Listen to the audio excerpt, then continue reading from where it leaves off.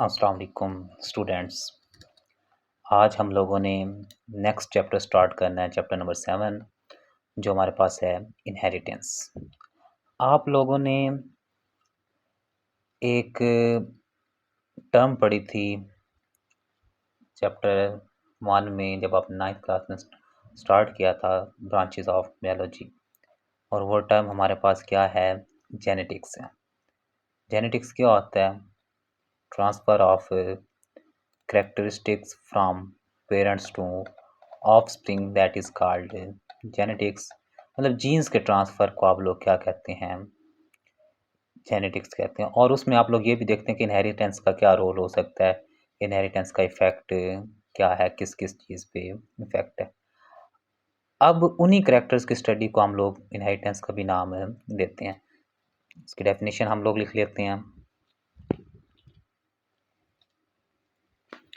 The process by which characteristics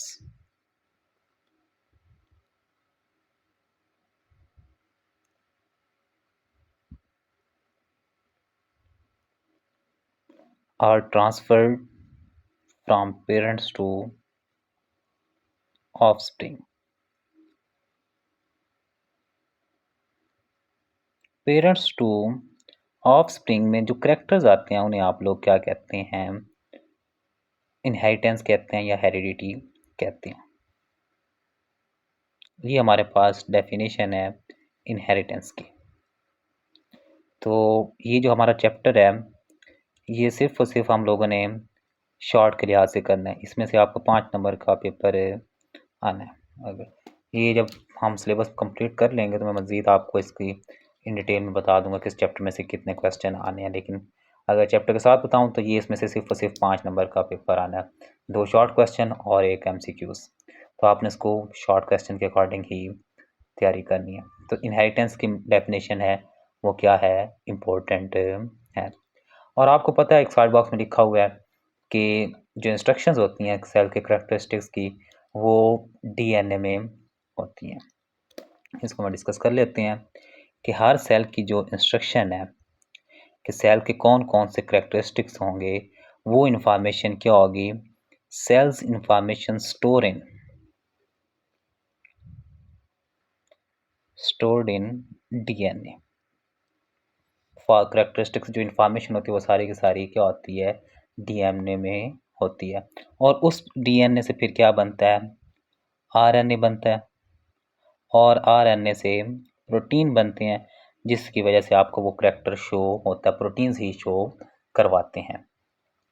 तो ये हमारे पास एक अलग चीज़ है, लेकिन मैंने इसको आपको एक्सप्लेन कर दिया कि DNA ही ट्रांसफ़र होगा और उस DNA से RNA बनेगा और RNA से प्रोटीन बनते हैं।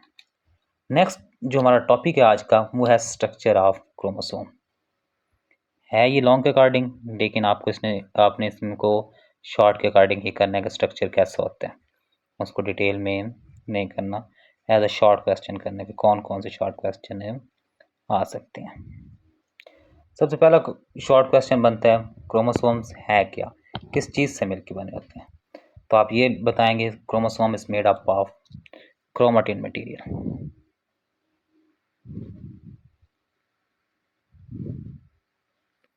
मेड अप ऑफ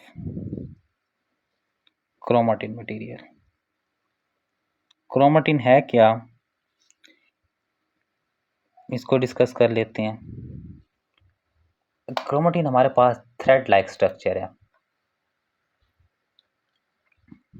क्रोमेटिन की बात करें कि क्रोमेटिन क्या है,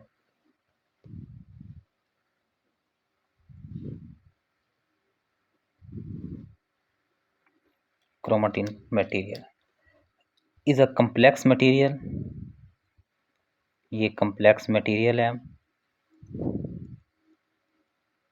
और बना हुआ किस चीज़ से है? Made up of DNA and histone protein. इन दो चीज़ों से ये मिलकर बना होता है। और ये यूकैरियोटिक की बात करें, अगर प्रोकैरियोटिक होगा तो उसमें प्रोटीन मौजूद नहीं होगी। ये हम बात किसकी कर रहे हैं? यूकैरियोटिक की। तो उसमें स्पेशल प्रोटीन्स होते हैं, डीएनए और स्पेशल प्रोटीन है जिसको आप लोग क्या कहते हैं, हिस्टोन कहते हैं। और ये क्रोमेटिन क्या है, थ्रेड लाइक मटेरियल है। क्रोमेटिन को आप ये भी इसके साथ पॉइंट्स में लिखते हैं, chromatin is a thread like material, it is a thread like material, धागे की तरह है और पूरी बॉडी के अंदर, पूरे न्यूक्लियस के अंदर ये फैला हुआ होता है। लेकिन ये तब तक फैला हुआ होता है जब तक सेल डिवीजन स्टेज में नहीं है, लेकिन जैसे ही सेल डिवीजन स्टेज में आएगा तो ये क्या हो जाएगा, रैप हो जाएगा। इसके अगर स्ट्रक्चर की बात करें तो इसका स्ट्रक्चर कुछ इस तरह होता है। ये हमारे पास फॉर एग्जांपल हिस्टोन प्रोटीन है, ये भी हिस्टोन प्रोटीन है, ये भी हिस्टोन प्रोटीन है। तो ये जो डीएनए है ये इनके दरमियान होगा और इसके ऊपर रैप किया होगा, फिर अगले पे इस तरह ये क्या हुआ है, फैला हुआ और एक रैप किया हुआ होता है। आपको इस तरह फील होता है जैसे 10 के दाने हैं, वो एक धागे के अंदर पिरोए हुए होते हैं, तो जो प्रोटीन है वो इस तरह हमें फील होता है। अब अगर इसके स्ट्रक्चर की बात करें, जो हमारे पास क्रोमोसोम का स्ट्रक्चर ही हम डिस्कस कर रहे हैं, तो स्ट्रक्चर के अंदर ये क्या है, लॉन्ग मॉलिक्यूल ऑफ डीएनए है जो रैप हुआ है किसके इर्द गिर्द, अराउंड हिस्टोन प्रोटीन।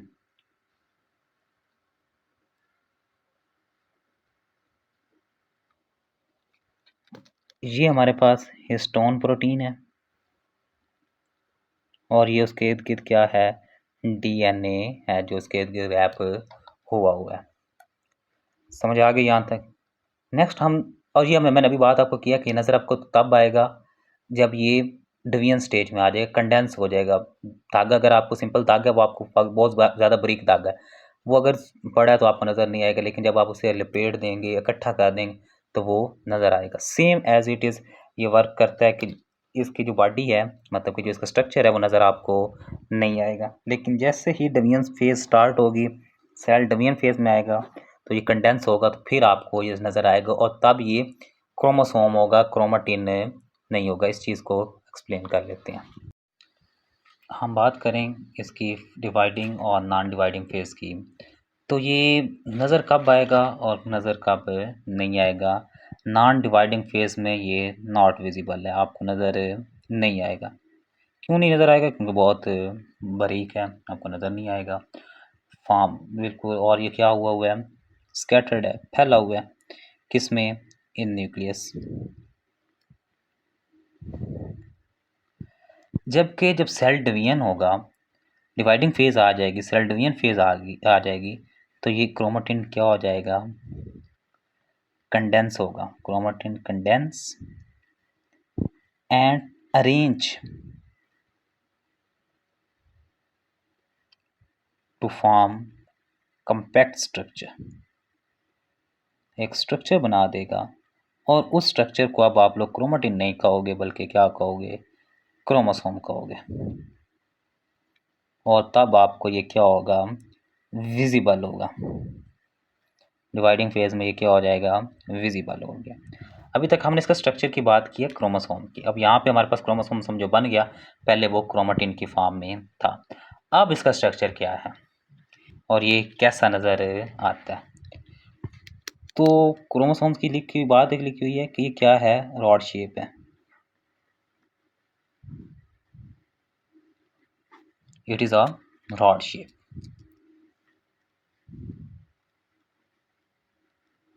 और ये आपको कुछ इस तरह से नज़र आएगा। ये आपके पास क्या है, क्रोमोसोम है, रॉड शेप है और इसके दो पार्ट्स हैं, ये एक ऊपर वाला और ये एक नीचे वाला।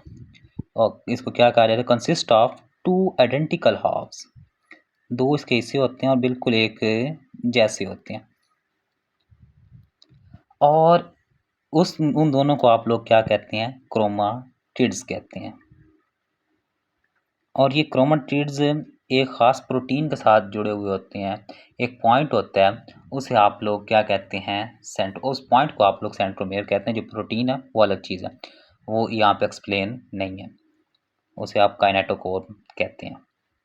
लेकिन यहाँ पे जो उसका पार्ट है जिसके साथ ये जुड़े हुए है जिस पॉइंट से, उसे आप लोग क्या कहते हैं, सेंट्रोमेयर कहते हैं। तो इसका स्ट्रक्चर में हम डिस्कस करें तो ये हमारे पास सेंट्रोमेयर है और ये हमारे पास क्या है, क्रोमाटिड है। ये दोनों क्रोमाटिड्स हैं और ये क्या होते हैं, इडेंटिकल होते हैं और सेंट्रोमेयर इनको आपस में ज्वाइन रखते हैं। और ये हमारे पास क्रोमोसोम्स कंप्लीट हो गया। साथ हमने प्रोकैरियोट्स के बारे में भी डिस्कस करना है, प्रोकैरियोट्स कैसे होते हैं। प्रोकैरियोट्स में भी तो डीएनए पाया जाता है, वो क्या है। प्रोकैरियोट्स में सिर्फ 1 क्रोमोसोम होता है, ओनली 1 क्रोमोसोम, और वो क्या होता है, डीएनए से मिलकर बना हुआ होता है और सर्कुलर डीएनए से, सिंपल नहीं, made up of circular DNA. और इसमें यहाँ पे तो यूकेरियोट्स में न्यूक्लियस मौजूद होता है, जबकि प्रोकैरियोट्स में न्यूक्लियस मौजूद नहीं होता। तो वो वहाँ पे जो ये मटेरियल है न्यूक्लियस में मौजूद होता है, यूकेरियोट्स में वहाँ पे ये साइटोप्लाज्म में मौजूद होता है, not bound in by a nuclear envelope